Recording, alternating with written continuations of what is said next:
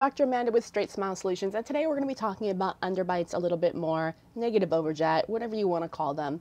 And I see a lot of dentists getting into correcting these, and even orthodontists, and sometimes they really don't know what they're doing. These can be extraordinarily difficult to correct.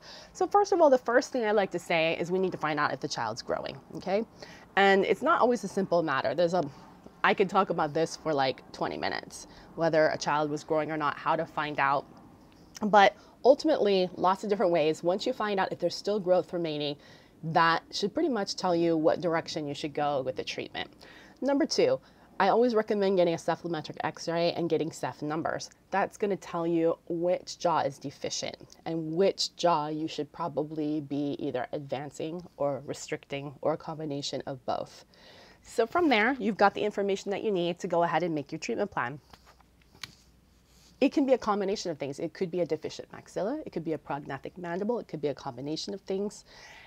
Having the right answer is not always easy. Sometimes the answer is going to be surgical, and sometimes the answer can be done with growth modification, and sometimes you're just going to do dental compensations. That means tipping the teeth, creating space maybe in order to jump the bite and get a healthy bite. If you leave a child with a bite like this, they're going to wear those teeth down to nothing. That's not a healthy bite right there. So basically that's my tips for you. Clearly, this child also has some type of transverse discrepancies. The bite isn't fitting together in the back. The midlines are off. More than likely, this is not the child's real bite. More than likely, if you set the teeth back and try to get the child into CR, the bite is very different than this. So you need to find out if there's a CO-CR discrepancy as well. So many things to know about. This is actually a very complicated case.